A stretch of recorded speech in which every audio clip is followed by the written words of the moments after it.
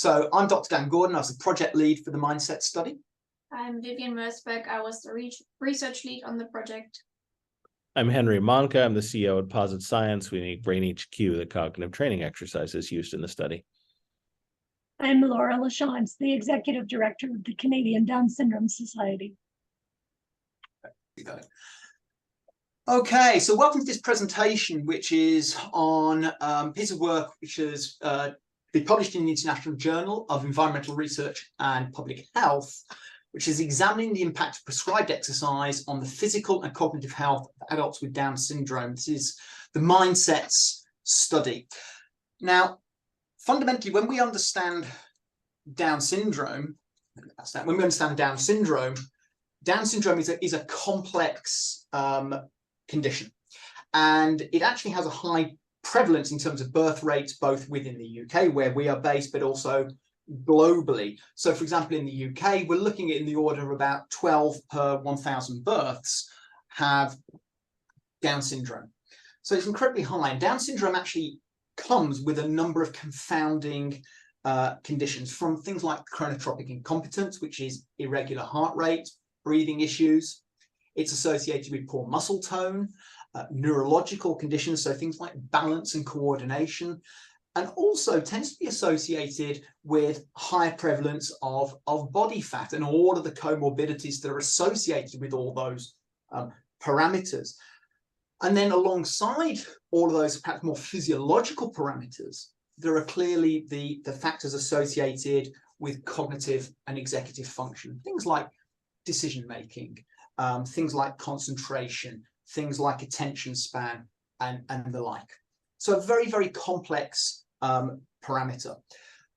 What we start to understand within this group is that when we look at physical activity, which we all recognize is fundamentally important in terms of our overall health and well-being, in the graph that you see here, the recommended values in terms of physical activity, which I suppose most people are aware of, which is the kind of the World Health Organization recommendations of about 150 minutes per week of moderate intensity activity. Those in the Down syndrome community fall actually quite way short of that on average, and also fall quite short of the amount required in terms of vigorous activity, which is about 75 minutes per week. But actually, when we look at sedentary time, that is sitting time, they are actually have far more sitting or inactive time than a non-Down syndrome population group. So what this presents is kind of a scenario, kind of a storm which comes together, where you've got all these comorbidities associated with poor physical activity and associated with increased sitting time. And in many ways, all of this has started to come to a head when we recognize now that this is very much going to be the first generation of individuals with Down syndrome who are going to potentially outlive their parents and their caregivers. And this has very much brought to a head a fundamental question, which is the guidelines that exist, which are quite scant in terms of physical activity, are based upon a non-Down syndrome population group. So they are very much related to what we see from the World Health Organization. And there is very little in terms of the guidelines, in terms of what should be done, the amount that should be done, and so on. And secondly, there is no understanding at the moment in terms of the benefits of exercise, in terms of cognitive health and development, which we actually have very good information on in terms of a non-Down syndrome population group. And so this is where the challenge was presented to us through the Canadian Down Syndrome Society, who really set the aim for this study, which was, can prescribing physical activity, which we, as you're about to learn, use walking, can that promote both physical and cognitive health in a population of adults with Down syndrome? In other words, can we almost set benchmark criteria in terms of what we should be doing with this population group and actually how this exercise works? And this is where the Mindset study came about. So I'm now going to hand over to my colleague, Vivian, who was the lead researcher on the study, who's going to talk through how we went about running this study. Thank you, Dan.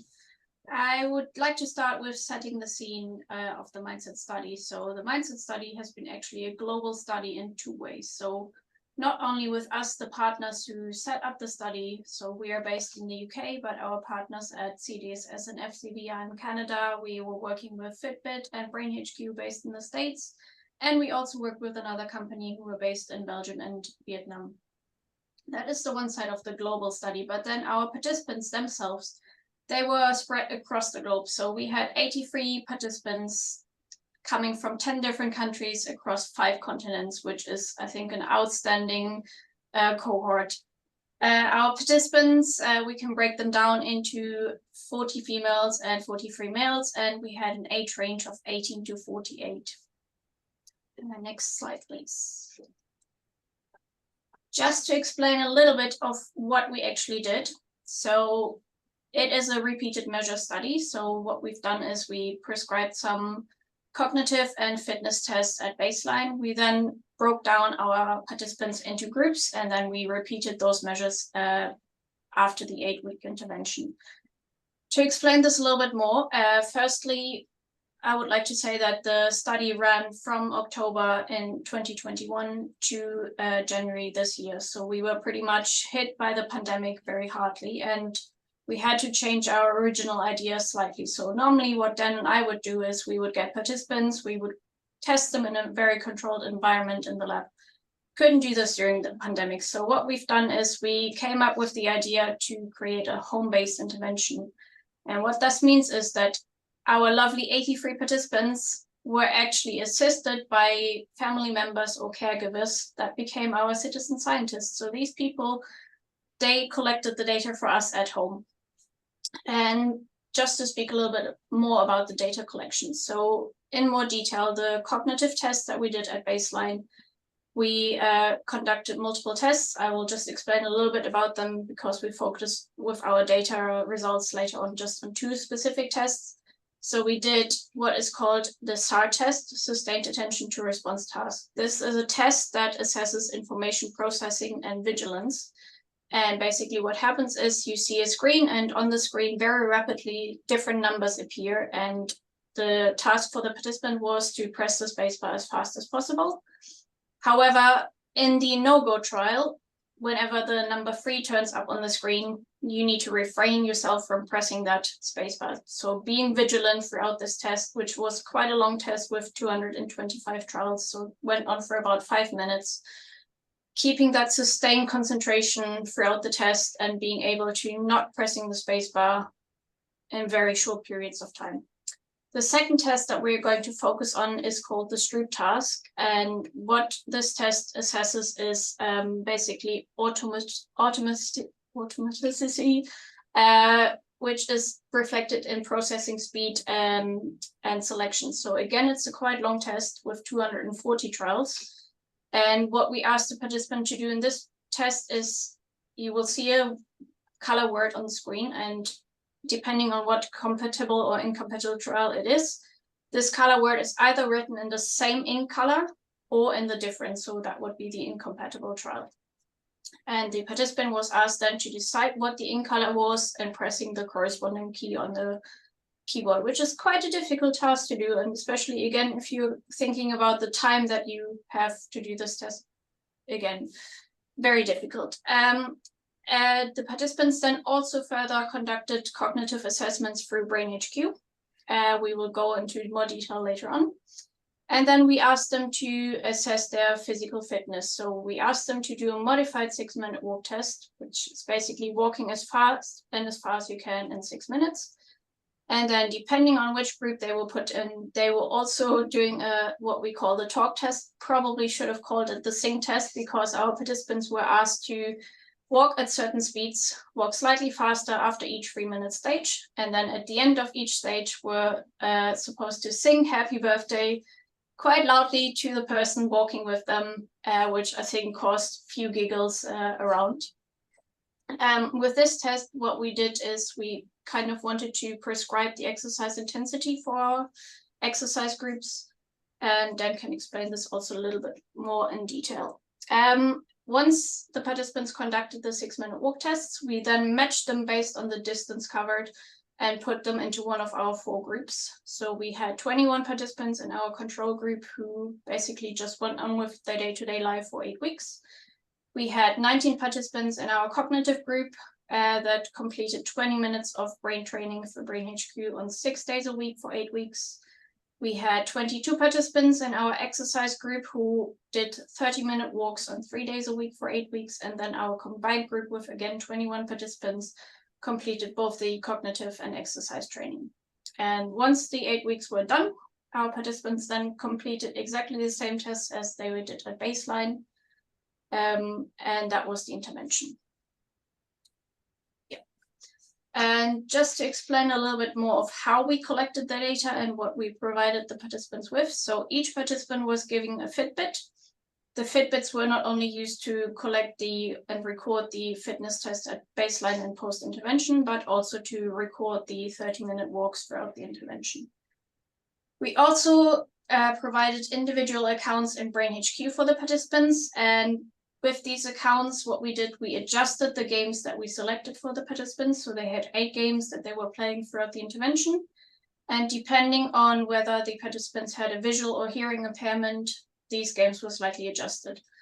And what we did is, before we actually started the big mindset study, we did a pilot study where we provided these games to 12 participants that tested them for us for suitability and whether, again, they had hearing or visual impairments. Next slide, please. And then finally, we had a bespoke app designed for us, and that was specifically done for people with Down syndrome. And again, we took into account the high prevalence of visual impairments in this cohort. So just to give you an example, out of our 83 participants, 24 participants had a visual impairment, 18 had a hearing impairment, and then 12 had the double impairment of visual and hearing impairment. So with this app, this is an example screen. You can see it's very simplistic with big buttons, simple colors. And we use this not only to communicate and motivate our participants. So we had Chris Nikic, who probably most people have heard about by now, is the first person with Down syndrome to complete an Ironman. He was kind enough to record very motivational videos for us that were sent to the participants throughout the 8 week of the intervention. We also used this app to then retrieve our data for Fitbit and Brain HQ, and then now moving on to the data then.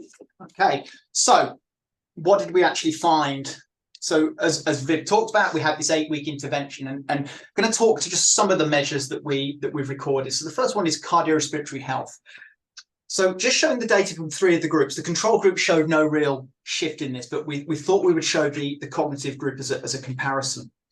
So what you can see here is that the exercising group showed an 11.4% increase in the total distance covered, and our combined group about a 9.9% increase in the total distance covered after the 8 week intervention, and no change in our control or cognitive groups. Now, why is this important? Well, as we know in a non-Down syndrome population group, cardiorespiratory health and good cardiorespiratory health is linked to reducing the prevalence of such things as type 2 diabetes, obesity, comorbidities such as things like body fat, and even the risk of certain cancers we know are reduced if we have improved cardiorespiratory health. But we also know that good cardiorespiratory health is linked to decreases in susceptibility to things like illnesses and infections. So, for example, the common cold. So just simply the act of walking, in this case, 3 times a week, 30 minutes each session, actually had quite significant effects in both of these groups that were involved in physical activity. But what about the cognitive capabilities? We're going to focus here on just 2 of the outcomes. So this is our test that Viv was talking about in terms of vigilance, the idea of sustained concentration. And what we've picked on here is the no-go trial. So this is the idea of where the number 3 appears on the screen, which is the number that you're in essence not meant to press the space bar on, so having to make an informed decision. So where it's correct, that simply means that the space bar wasn't pressed. And what we can see is in our exercising group, there's nearly a 20% increase in actually making that correct decision. We saw similar results in our cognitive group and a slightly lower but still significant increase in our combined group. So these are really quite profound changes that we're looking at. But where I think it gets really interesting is when we look at the incorrect responses. So this is pressing the spacebar when one shouldn't be pressing the spacebar. In other words, when the 3 appears on the screen. So this is really mistakes. And what we can see is that in our exercising group, there was nearly a 32% decrease in the number of incorrect responses. And when we look at our combined group and our cognitive group, it's really interesting that they're relatively similar, about a 15% and a 21% decrease in those two groups. So why is this important? Well, sustained concentration is something that most of us take for granted. We're able to concentrate on tasks at hand. So it means that if we can have a greater concentration, we're actually able to engage with tasks more meaningfully and actually involved in wider activities and getting more benefit from those wider activities. So vigilance becomes really very, very important. We then have a look at a selective attention. So this was, as Viv was talking about, this is our color word association game, the Stroop test. And here again, we're showing this idea of the incompatible. So this is where the ink color doesn't match the word color. So when this appears on the screen, so let's say the word says green, but the color is red. So having to make that decision about which is the correct one, correct key, you should be pressing on the keyboard. So what we can see here in the correct responses, we can see that the exercising group showed a modest increase, but it's still an increase. And in terms of the world of, say, high performance sport, that's what we would call a marginal gain. And any gain is a benefit. But you can see quite profound increases in both the combined group and the cognitive group. And in fact, actually, if we take that combined group and look at that just in isolation for a moment, what you'll notice is that the cognitive and the exercise groups together, if you combine those, pretty much marries up with what we saw in the combined group. So it does seem to suggest that exercise was having, although marginal effect, it was having an effect, and it's similar in our exercise group and our combined groups. But when we get into the incorrect, so this is, again, the number of mistakes that were being made. And what we can see here in our exercise group, there was nearly a 38% decrease in the number of incorrect answers, the number of mistakes being made, which was greater than we saw in our cognitive group. And we saw an even bigger response in our combined group. And again, as we saw with our correct incompatible responses, if we combine the cognitive and the exercise data together, just as a kind of a rounding up, it's very close to what we've seen with the combined group. So why is this so important?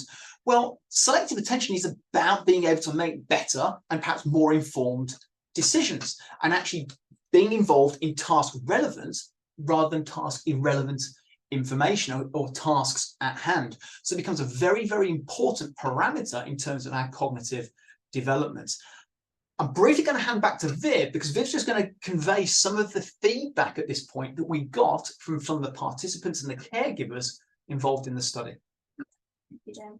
So just again, why is this all important? We love numbers, Dan and I, but I think it's very important to also get feedback from the people involved in the study. So all the family members that were helping our participants. And some of the things are just incredible that they feed back to me. So some families, especially the ones that were doing the brain training, they told me basically after a few days in week 1, participants just took it in their own hands, logged onto Brain HQ every morning, completed their training, and then went on with their normal day-to-day life.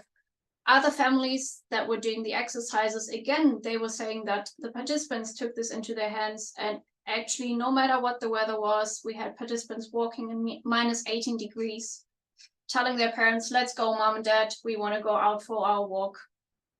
And then something more, which is again incredible, we had feedback from families saying that they noticed that the level of communication and expressive speech of the participant has changed throughout the intervention. So things like one participant was playing the sound sweep game in Brain HQ, and then at some point it's quite a difficult game. So just to explain this briefly, you will hear a pitch change going from low pitch to high pitch or the other way around, and then you are meant to press the buttons on the keyboard for up and down. And it took quite a while to understand this game. And then all of a sudden the participant said to his mom, I get it. And the mom was like, that is the first time in his life where he's had this. And then other things is, I remember one participant, his favorite football team won a game. And he said to his mom, they won the game. And that was, again, the first time where he was building sentences using pronouns, which is, yeah, incredible. Absolutely incredible. Thanks, Viv. So where does this leave us? Well, why does this work? Why is it that actually exercise is having positive effects?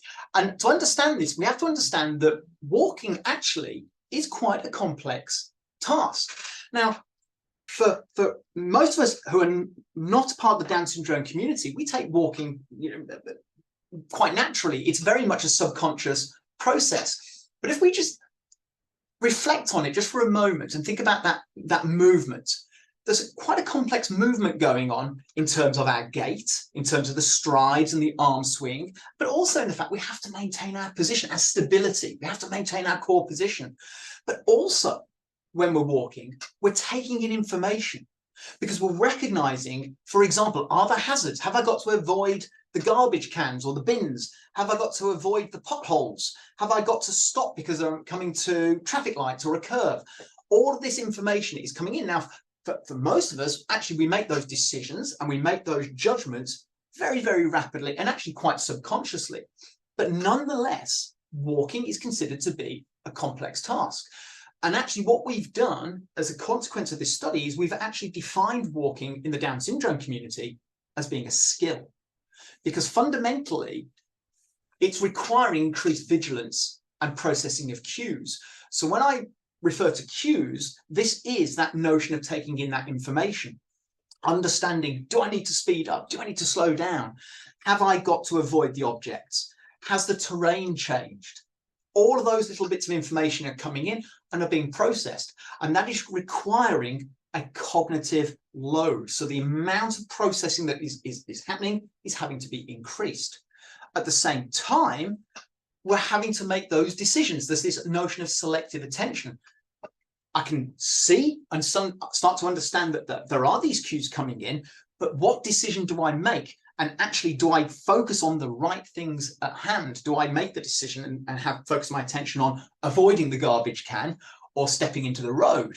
What do I do? So it's all of these factors are going together. So walking actually is very much a skill. And sitting across it, although we've not focused on it, the connection, the glue between this to a certain degree is short-term memory. So fundamentally, walking's had an enormous effect on cognitive development. So where does this leave us? Well, Viv talked about something being quite inspirational. One of the things just to reflect upon, which is so unique about this study, is the adherence rate of our participants. It was so unique. Most times when we run studies, we tend to have dropout rates or non-completion rates in the order of about 40 to 50%. In this study, we actually had to get to the point where we were having to slow participants down. We got to the point where our exercising group, nobody didn't complete the exercise we were trying to do. They were slightly down in terms of the number of days they had to do in terms of cognitive training, because the way the Brain HQ works, we had participants doing more games and more levels than perhaps we actually wanted them to do. We've never seen this before in any study that we've ever run. So that was absolutely incredible. But it is the first study of its kind to ever try this, to try applying physical activity in Down syndrome community and to examine whether, one, it improves physical health, and two, cognitive health and well-being. And fundamentally what we've shown is just taking walking, which is inexpensive, it requires no equipment, it requires no resources particularly, had significant effects both on the physical and the cognitive health of this population that we worked with. So we saw improvements in processing, sustained attention, concentration. So all of these have the potential very much to foster an increased quality of life within the Down syndrome community. And it very much is now at that point where this is so important, because this is the first generation, as we've already stated, that are going to potentially outlive their parents and caregivers. So this is now of utmost importance to find a way in which we can now prescribe exercise and get exercise to become something that is routine within the Down syndrome community.